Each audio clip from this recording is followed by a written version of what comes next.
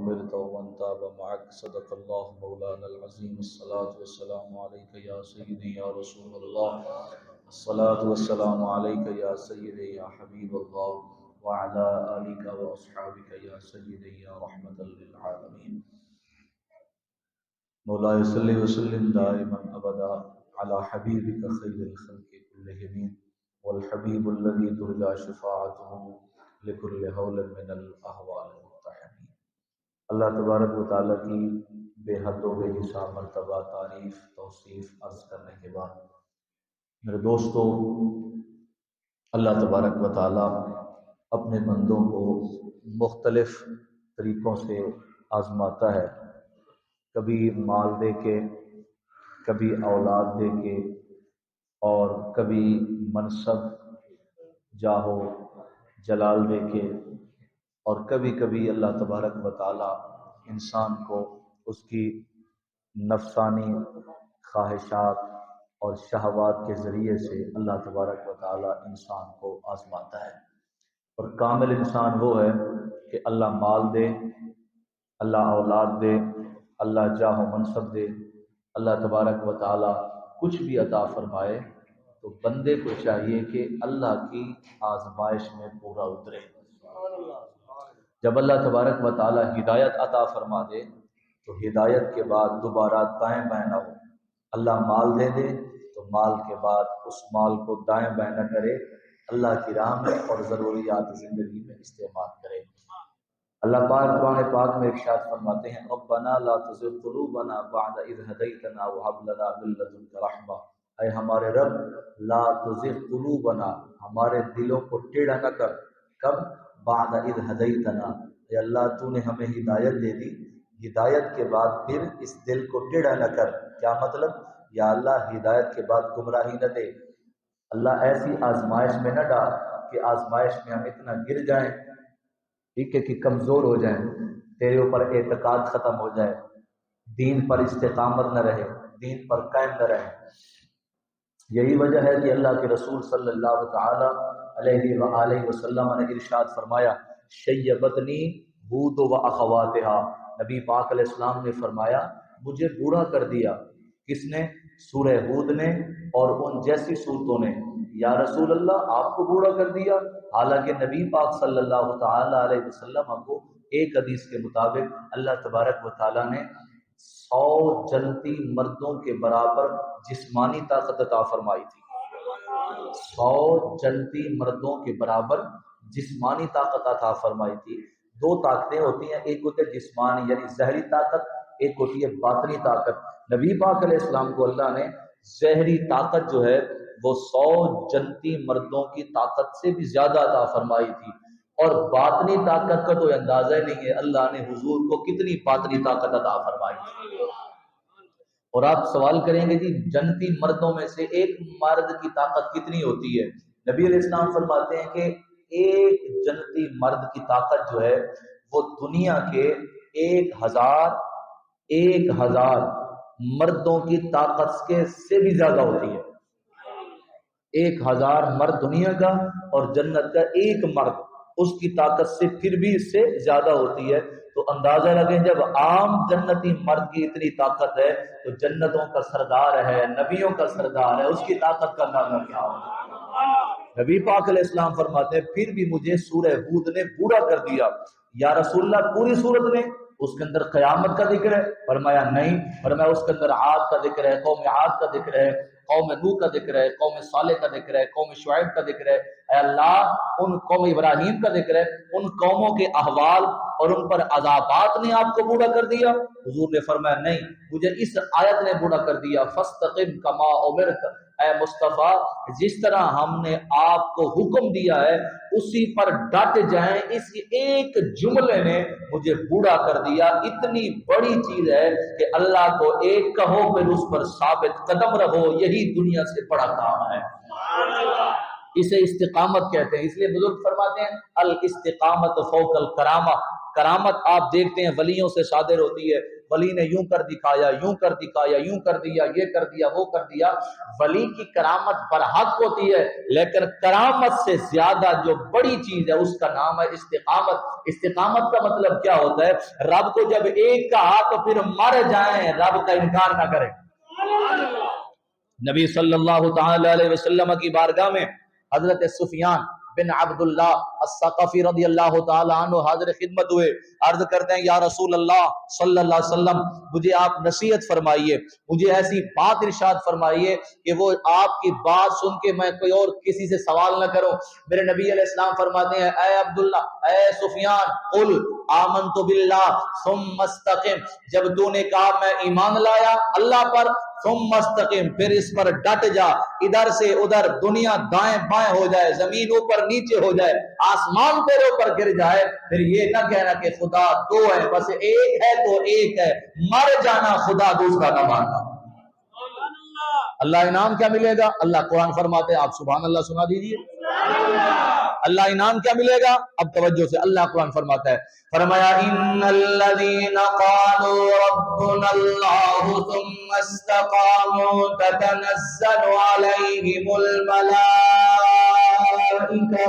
الا تخافوا ولا تحزنوا وابشروا بالجنہ التي كنتم توعدون۔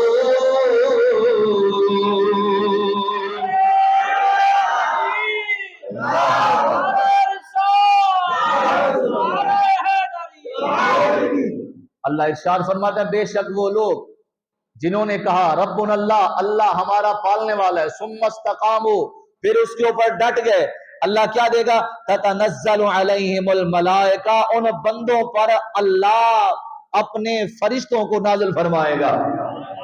اللہ تحزنوا ولا تخافوا ولا تحزنوا، انہیں دنیا کے اندر نہ کوئی خوف ہوگا نہ کوئی غم ہوگا، وابشروا بالجنہ، ان لوگوں کے لیے جنت کی خوشخبری ہے۔ تو معلوم ہوا جو دین پر استقامت اختیار کرتا ہے اللہ تبارک و تعالی اس کو دنیا کے اندر اتنے مقام اور شان عطا فرماتا ہے۔ کس پر استقامت اختیار کریں؟ پہلے نمبر پہ دین پہ استقامت اختیار کریں۔ اس فتنے کے دور میں سب سے بڑی ضرورت ہے کیا ہے؟ کہ بندہ اپنے دین پر قائم رہے، نہ دائیں جائے نہ بائیں جائے۔ نبی پاک صلی اللہ علیہ وسلم کے صحابی ہیں حضرت عمرو بن جموح رضی اللہ تعالی عنہ، بدر کا مقام، سن 2 ہجری میں بدر کا مقام ہوا، نبی پاک علیہ السلام کے صحابہ آ گئے، ان کے 4 بیٹے بدر کے میدان میں لڑنے کے لیے حاضر ہو گئے، نبی علیہ السلام کی خدمت میں یہ بھی حاضر ہو گئے، عرض کرتے ہیں یا رسول اللہ مجھے اجازت دیں، میں بھی بدر کے مقام پہ لڑنے کے لیے جا رہا ہوں۔ یہ اپنے قبیلے کے سردار تھے، قبیلہ بنو سلمہ کے، ایک ٹانگ سے معذور تھے، معذوری کی وجہ سے ایک ٹانگ کا حصہ جو تھا وہ لنگڑا کے چلا کرتے تھے، نبی علیہ السلام کی خدمت میں آئے، یا رسول اللہ اجازت دیں میں بھی آپ کے ساتھ جہاد کرنا چاہتا ہوں، شہید ہونا چاہتا ہوں۔ نبی علیہ السلام نے فرمایا شریعت نے، اسلام نے معذور کے لیے رخصت کا حکم دیا ہے، لہذا تو لڑ نہیں سکتا، خاموشی کے ساتھ واپس چلے گئے۔ فرمایا عرض کی یا رسول اللہ بدر کے مقام میں تو میں نہیں جا رہا، اب جو آگے جنگ آئے گی انشاءاللہ میں ضرور جاؤں گا، اسلام کے نام پہ شہید ہوگا۔ گھر چلے گئے، اللہ کے رسول نے سن 3 ہجری میں اعلان کیا اے میرے صحابہ آؤ احد کے پہاڑوں میں اور احد کے میدان میں ہم جنگ کرنا چاہتے ہیں۔ نبی علیہ السلام کے غلام نے سنا، ان کے 4 بیٹے حضور کی خدمت میں آ گئے، یا رسول اللہ ہم بھی جائیں گے، دوڑے دوڑے جناب والا معذور ٹانگ کے ساتھ اپنی ٹانگ کو لٹکاتے ہوئے دوڑے دوڑے آ گئے، یا رسول اللہ میں بھی جاؤں گا۔ نبی علیہ السلام نے ارشاد فرمایا تو نہیں جائے گا، دوڑا دوڑا گھر چلا گیا، اپنے گھر والوں سے کہا میرا سامان باندھو میں جاؤں گا۔ گھر والے نے ہنس کے کہا اگر تو نہیں جائے گا تو واپس مڑ کے مت آنا، ایسے مذاق کرتا ہے؟ کہا اللہ قیامت تک پھر مجھے یا شہادت کی موت عطا فرمایا، اب میں واپس گھر نہیں آؤں گا، مرتا مر جاؤں گا، اسلام کے نام پہ واپس نہیں آؤں گا۔ اللہ ٹانگوں سے معذور ہے، حضور علیہ السلام کے خدمت میں آ گئے، یا رسول اللہ یہ بتائیں جنت میں میرے جیسا بندہ نہیں جائے گا؟ عرض کرتے ہیں یا رسول اللہ بتائیں نا۔ نبی علیہ السلام نے فرمایا تو جائے گا۔ پھر ساتھ ہی کہتے ہیں یا رسول اللہ کیا میں لنگڑا کے چلوں گا؟ حضور نے فرمایا ہاں، جیسے تو دنیا کے اندر لنگڑا کے چل رہا ہے نا، جنت میں بھی لنگڑا کے چلے گا۔ نبی علیہ السلام نے فرمایا ٹھیک ہے تو ہمارے ساتھ چلا، جناب والا کافروں کو فنار و سفر کیا، حملہ ہوا، شہید ہو گیا، شہادت کے بعد آپ بھی شہید ہو گئے، آپ کا بیٹا بھی شہید ہو گیا، حضرت عبداللہ بن عمر رضی اللہ تعالیٰ عنہ، 3 بندے شہید ہو گئے، ان تینوں کی لاش کو اٹھایا گیا، گھوڑے پہ رکھا گیا، فرمایا چل، گھوڑے کو جناب والا لکڑی ماری، سوٹی ماری اور دوسری چیزیں ماری، چل مدینے کی طرف، وہ چلے نا، لوگ کہیں عجیب بات ہے یہ تو اس سے بھی زیادہ بھار اٹھا کے چلتا تھا، آج جاتا کیوں نہیں ہے؟ فرمایا احد کے میدان کی طرف دوڑائیں، ادھر دوڑائیں، چل پڑے، ادھر دوڑائیں نہ چلے، نبی علیہ السلام کی خدمت میں آ گئے، یا رسول اللہ دوڑا ادھر نہیں آتا، پیچھے جاتا ہے، ادھر جاتا ہے، ادھر جاتا ہے، مدینہ کی طرف جاتا، نبی علیہ السلام نے فرمایا یہ اس گھوڑے کی کمزوری نہیں ہے، بات کچھ ہو رہا ہے، جاؤ اس کی گھر والی سے پوچھو اس کی گھر والی نے کیا کہا تھا؟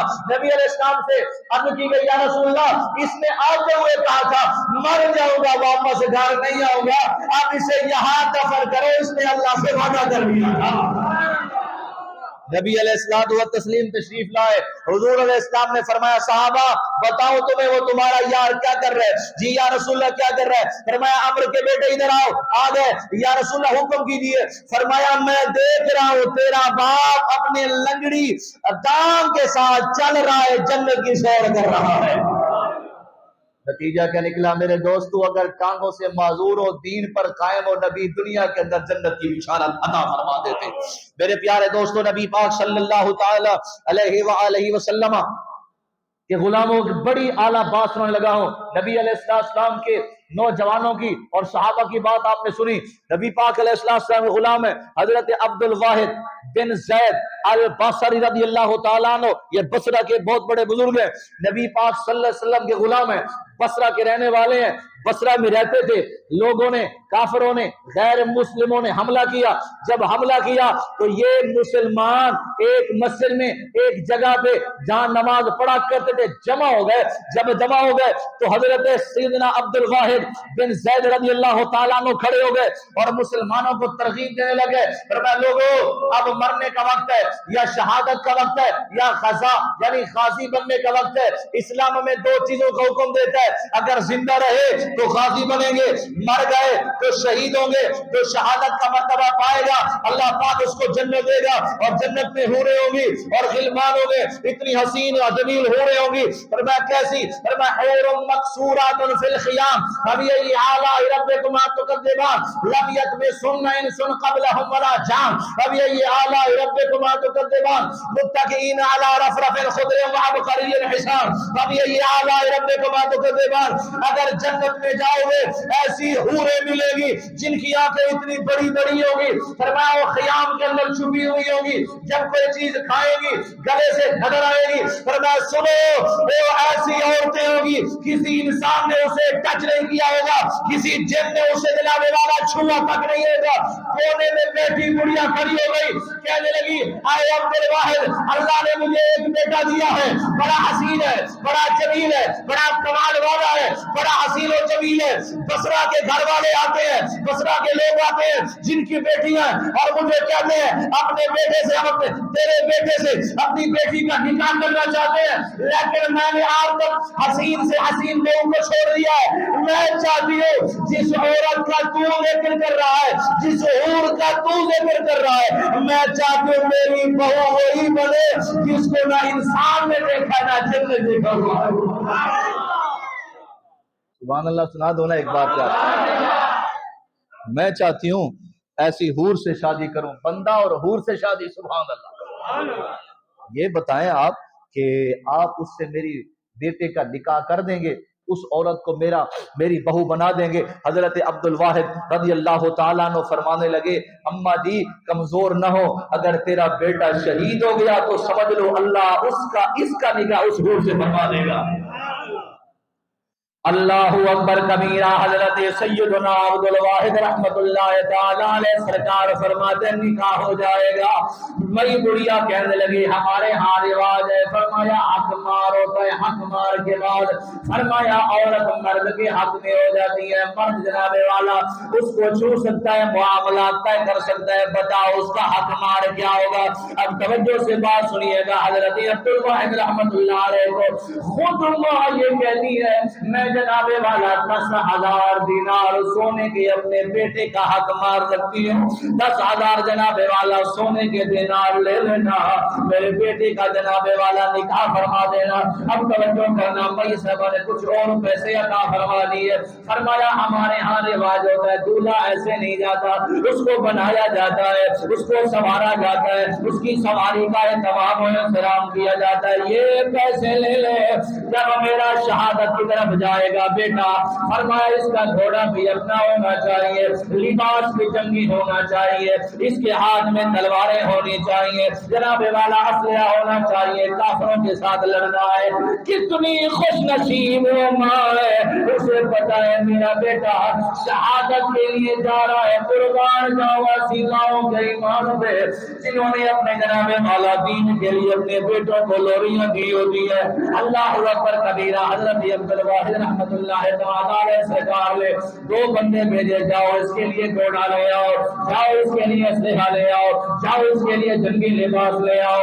اب توجہ فرمانا میری بات کو، اللہ اکبر کبیرہ، ماں نے بھرے مجھے میں کہا یاد نہیں آتا، اے میرا بیٹا آجا میری بات سن۔ بیٹا دوڑتا دوڑتا آ گیا ماں کی خدمت میں، جی میری اماں، بیٹا میں نے عبد الواحد کے ساتھ یہ سارے معاملات طے کیے ہیں، بتا تو راضی ہے کہ نہیں راضی؟ بیٹا بڑا فرما بردار ہے، عرض کر دے اماں جہاں تو راضی میں وہاں راضی۔ اللہ اللہ اکبر کبیرہ، حضرت عبد الواحد رحمت اللہ تعالی علیہ سرکار فرمانے لگے، حضرت سیدنا عبد الواحد سرکار فرمانے لگے تلواریں لے لو، تلواریں لے گئی۔ بڑھیا ماں نے اسے بلایا، سینے سے لگایا، ماتھے پہ بوسہ دیا، فرمایا بیٹا خیال رکھنا میرے دودھ کی قیمت دینے کا وقت آ گیا ہے۔ اللہ اکبر کبیرہ، حضرت عبد الواحد رحمت اللہ علیہ نے اسے اٹھایا، گھوڑے پہ بٹھایا، ادھر بھی گھوڑا ادھر بھی گھوڑا، اسلام کا لشکر باہر نکلا کافروں کے ساتھ لڑنے کے لیے، ادھر سے بھی گھوڑا ادھر سے بھی دائیں بائیں گھوڑے۔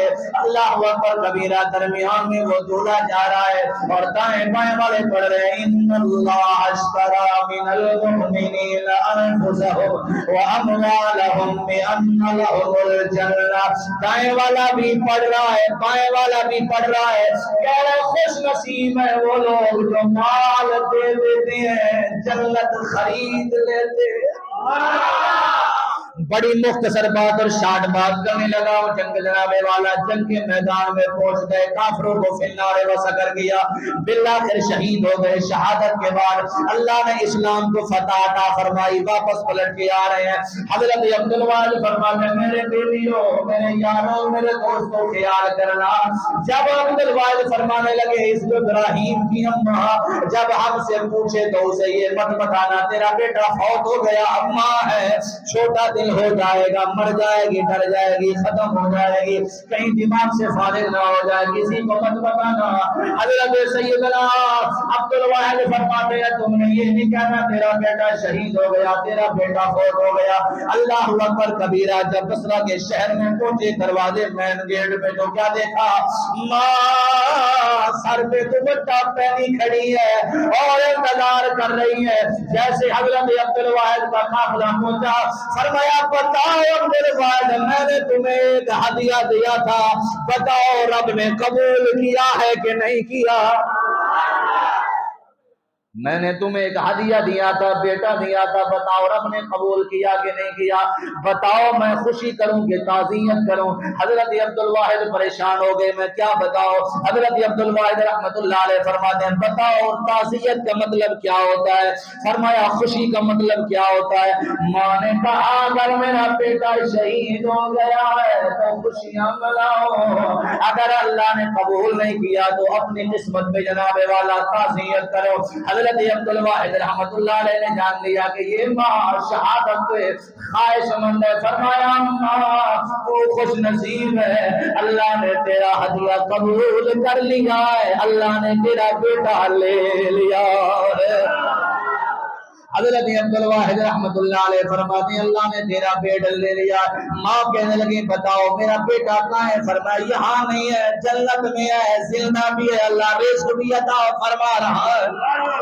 اب توجہ کرنا میری بات پہ. مائی صاحبہ خوش ہو گئی, سجدے میں گر گئی, اللہ تیرا شکر ہے تو نے میرا ہدیہ قبول فرما لیا. دوڑی شام ہوئی, گھر میں سو گئی, رات ہوئی, کیا دیکھ دیا جنت میں چلی گئی. جنت میں کیا دیکھا؟ بہت بڑا محل ہے, محل کے باہر تخت لگا ہوا ہے, دستار پہنی ہوئی ہے جناب والا, سونے اور چاندی اور زیورات کا بنا ہوا تخت ہے. اس تخت کے اوپر ایک جوان بیٹھا ہے, 7 حور بیٹھی ہے. کسی نے مئی سے کہا جلدی آ دیکھ صحیح ہے بیٹھنے والا کون ہے. صبح ہوئی جناب والا آگے حضرت عبد الواحد رحمت اللہ علیہ کی بارگاہ میں, پاپا جی آپ نے جو کچھ کہا تھا سچ کہا تھا. رات میں نے خواب میں دیکھا میرا بیٹا بھی تھا, میری بہو بھی تھی, اور دونوں خوشی کے ساتھ بیٹھے تھے اور کہہ رہے تھے اماں اللہ نے تیرا ہدیہ بھی قبول کر لیا ہے, تجھے بہو بھی عطا فرما دی ہے. میں پوچھنا چاہتا ہوں کتنی بڑی بات ہے, بولنا سبحان اللہ اونچی بات. استقامت اس کو کہتے ہیں, جان بھی دے دیں, مال بھی دے دیں, اولاد بھی دے دیں, خوشی کے ساتھ, اسی کا نام ہے استقامت. بولیں سبحان اللہ. ایک بزرگ ہیں حضرت سیدنا سری ساقطی رحمت اللہ علیہ, بغداد شریف کے کامل بزرگ ہیں. حضرت معروف کرخی رحمت اللہ علیہ کے شاگرد ہیں. حضرت سیدنا جنید زمان, جنید وقت, حضرت سیدنا جنید بغدادی رضی اللہ تعالی عنہ کے ماموں بھی ہیں اور آپ کے استاد بھی ہیں. آپ فرماتے ہیں دن کو سفر کر رہا تھا, دوپہر کا وقت تھا, تھکاوٹ ہوئی, ایک درخت کے نیچے سو گیا, قیلولہ کیا. جب قیلولے کرنے کے بعد میں فری ہوا یعنی اٹھا, کیا دیکھا مجھے آواز آ رہی ہے. دائیں پہ دیکھا مجھے کسی انسان کسی بشر کی صورت نظر نہ آئی, تو حیران ہوا بھی آواز بھی آتی ہے بندہ نظر نہیں آتا.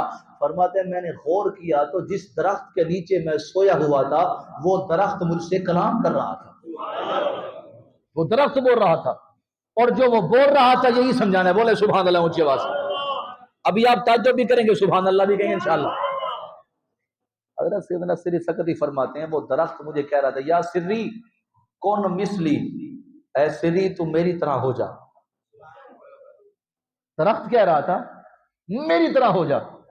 حضرت سیدنا سری سکتی فرماتے ہیں میں نے کہا کیفا اکونو مثلا کا, میں تیری طرح کیسے ہو جاؤں, میں تیری طرح کیسے ہو جاؤں, تو درخت ہے میں انسان ہوں, تیری طرح کیسے ہو جاؤں. اب جواب سنیے, درخت سے آواز آئی ان الذین یرموننی بالاحجار فارمیہم بالاسمار. اب ترجمہ آپ سنیں گے تو دل ٹھنڈا ہوگا. درخت سے آواز آئی تو نے دیکھا نہیں لوگ مجھے کنکر مارتے ہیں, لوگ مجھے پتھر مارتے ہیں, لوگ مجھے جناب والا اینٹیں مارتے ہیں. فارمیہم بالاسمار, لوگ مجھے پتھر دیتے ہیں, میں پتھروں کے بدلے پھل عطا فرماتا ہوں. میری طرح ہو جا, تیری طرح کیسے ہو جاؤں. فرمایا لوگ مجھے پتھر مارتے ہیں اور میں ان کو جناب والا پھل دیتا ہوں, ان کو غذا دیتا ہوں, ان کو ثمرات دیتا ہوں. اللہ والوں کی ہر بات میں کوئی نہ کوئی جناب والا منطق اور کوئی نہ کوئی فلسفہ موجود ہوتا ہے. ساتھ ہی جب اس نے کہا نا میں انہیں پھل دیتا ہوں تو فوراً ذہن میں سوال آیا, کہتے ہیں کیفا مسیرک الی النار. عجیب بات ہے, لوگ تجھے مارتے ہیں, تو انہیں پھل دیتا ہے, پھر ایک وقت آتا ہے تو خشک ہو جاتا ہے, خشک ہونے کے بعد تجھے کاٹتے ہیں, کاٹنے کے بعد جناب والا تجھے آگ میں ڈال دیتے ہیں. یہ تو کوئی اچھی بات نہ ہوئی, تو انہیں پھل دیتا ہے وہ تجھے جلا دیتے ہیں, یہ کون سی بات ہوئی. حضرت سیدنا سری سقطی فرماتے ہیں مجھے آواز آئی, اس نے کہا اے سری سقطی میرے اندر یہ خوبی ہے کہ مجھے مارتے ہیں میں پھل دیتا ہوں, اتنی بڑی خوبی ہے کہ اور کسی کے پاس نہیں ہے, لیکن میرے اندر ایک خامی بھی ہے, اتنی بڑی خامی ہے کہ اس خامی نے میری خوبی کو چھپا دیا, اس نقص نے میری خوبی کو چھپا دیا, اس عیب نے मेरी जनाबे वाला खूबी को पसे पुस डाल दिया। कहा क्या है? फरमाया मैं खड़ा होता हूँ, जब दाएं तरफ से हवा आती है तो बाएं हो जाता हूँ, जब बाएं से हवा आती है तो दाएं हो जाता हूँ। फरमाया जब ऊपर से दाएं तरफ जिधर की हवा आती है दूसरी तरफ मुड़ जाता हूँ। मेरे अंदर यही खामी है, जिधर की हवा उधर चला जाता हूँ, जिधर से कुछ मिलता है उधर चला जाता हूँ, मैं एक जगह पे खड़ा नहीं होता। सिर्री शकदी फरमाते अब बात समझ आई। दरख्त कहना ये चाहते हैं जो बंदा कहे अल्लाह एक है, फिर जमीन और आसमान दाएं बाएं हो जाए, मारे जाए, दूसरा खुदा न माने, यही समझ दे रहा है। फरमाया दरख्त हमें सबक दे रहा था, हवा इधर से आए उधर ना हो जाना, इधर से माल आए तो इधर ना हो जाना, इधर से हुस्न आए तो इधर ना हो जाना। फरमाया मर जाना, मिट जाना, कट जाना, इस्लाम को पोष न करना, हर वक्त इस्लाम के ऊपर कायम रहना। अल्लाह तबारक व तआला मुझे और आपको दीन पर इस्तिकामत की तौफीक अता फरमाए।